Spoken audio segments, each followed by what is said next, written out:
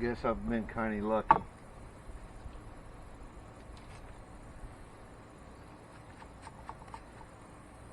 Almost everybody in my family, my grandpa and my grandma,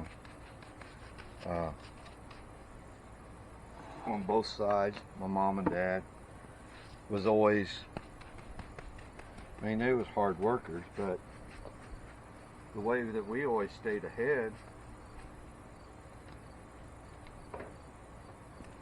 we always lived out in the country for the most part, and we always, I mean, I was encouraged to go hunting and bring food home.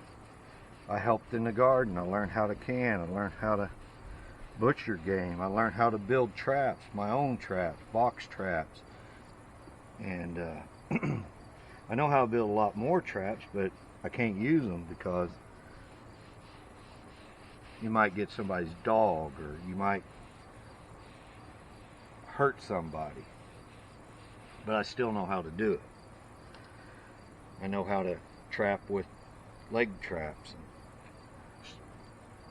Where it's legal, I can snare, which not very many. I know how to use a conibear. I know how to use a handhold. I even know how to build some of my own traps.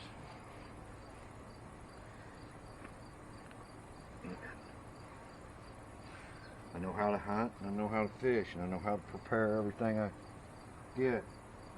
Can even catch crawdads. I can catch, or I can hunt frogs, gig frogs. It don't matter. I can even catch them with a fishing pole. Especially on a pond, a big cane pole. You don't need nothing but a hook and a piece of white fabric. You just swing it back and forth in front of them. You can catch frogs all day long like that.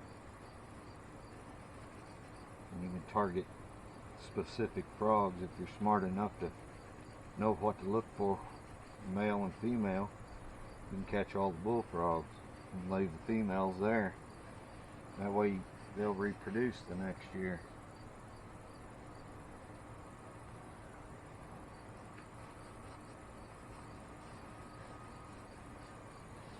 Not a lot of people in this world during this pandemic.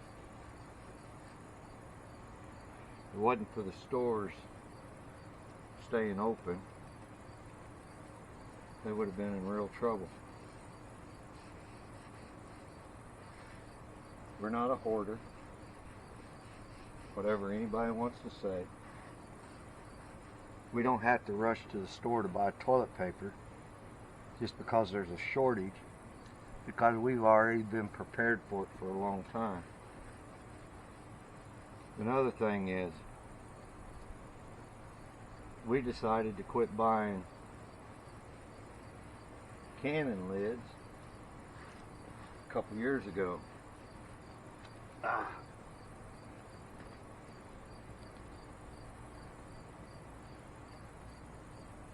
We got tired of trying to chase them down. And we even started early in the year. When they first come out, we was trying to get cannon lids because we can a lot. So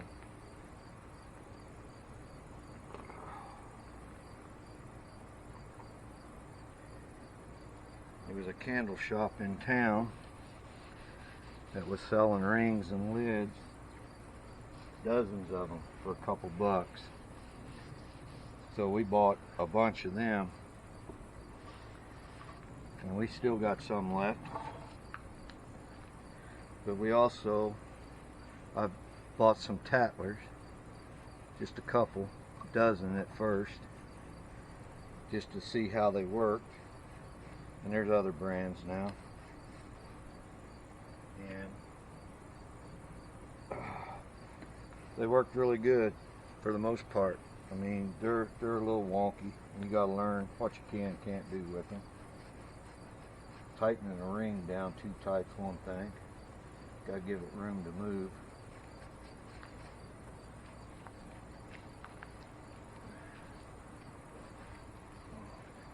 while everybody's running around looking for canning lids, we've got enough because 2 years ago I bought a couple grosses.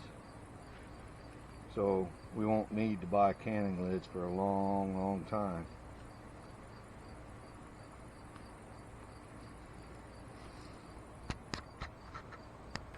So,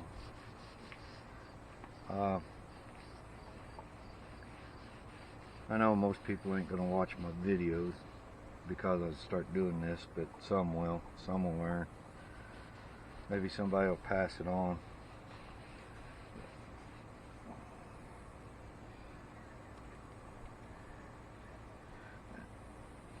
I don't think,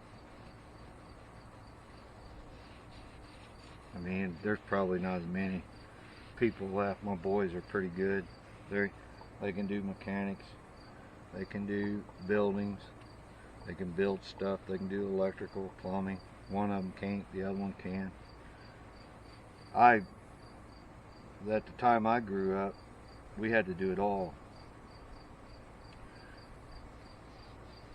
My grandpa started out dirt floor, didn't have nothing. Worked the farm. And learned a trade. He learned how to build stuff. And then when lumber got scarce during the building boom, he bought a sawmill, and he taught him. I mean, there was sawmills in the family before, but it wasn't. After he bought it, almost all of his sons worked for part of the company in some way. Either they started their own logging business or their own trucking business to haul the lumber or whatever, but he originally started just to saw out enough lumber to build a house. Go in, build a house in a week, come back, saw enough lumber to build the house, another house. Because you couldn't get enough lumber around this area at the time to have the demand for houses that was going on.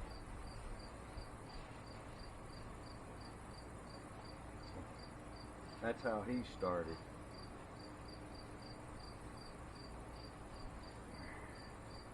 He had a dairy farm. He grew grains, corn. He put up silage when he was running the dairy. Bad year, the river washed all the corn down. Smush it down where it couldn't be harvested. Somebody'd buy pigs and run in the cornfield. Let the pigs eat all the corn and then sell the pigs to make money. You know, and it does sometimes take a little money to make money, but if you learn to do a lot of things for yourself where you're not spending money on things you can do yourself, then it makes all the difference in the world. You know, why should I pay a plumber to come in and change out a float or a new valve in a toilet stool, which you can learn how to do in 15 or 20 minutes? You know, the biggest thing is on that is just make sure you shut your water off before you start taking pipes loose.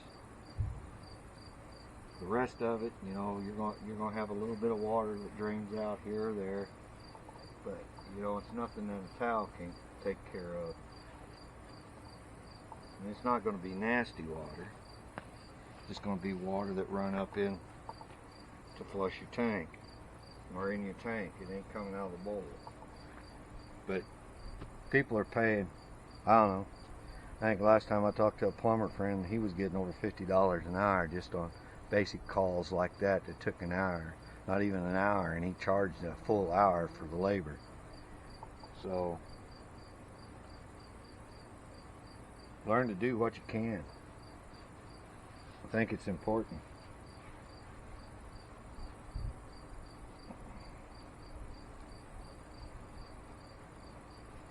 And there's not many places in this this world that you can't grow some kind of food somewhere.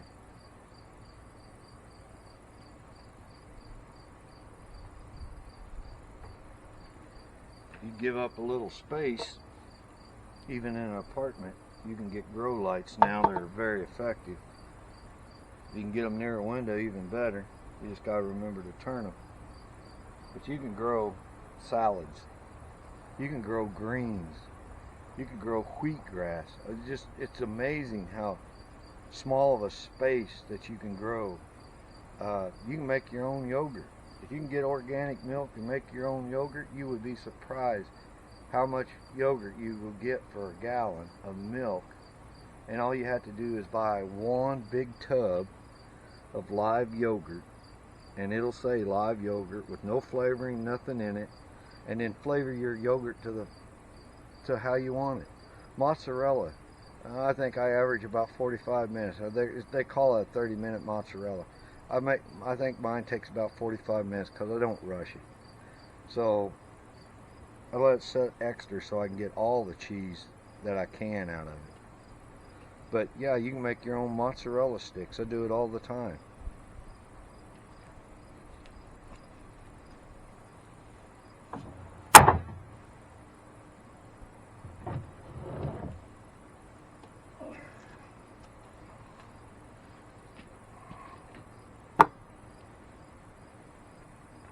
When my grandpa had the dairy, it was nothing like fresh butter, fresh cottage cheese, fresh sour cream. He had a smokehouse, he had a cellar. He smoked his own meat. He had a cellar to keep all the apples and potatoes and stuff we grew.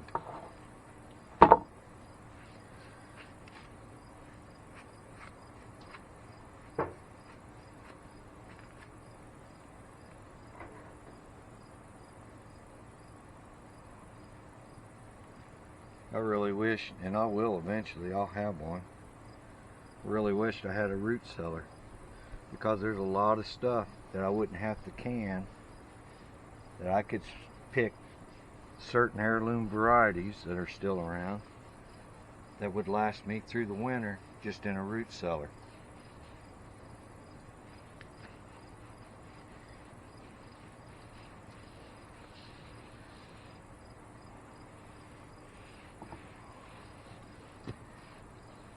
And I know everybody can't do that. Everybody can't have a smokehouse. But if you can have a grill, I'm sure you could smoke your own meats if you wanted to. Curing's a little more, curing meat and then smoking, it's a little different. But smoked meats, no. Smoked meats, it don't take much. It ain't hard to learn how to smoke meats.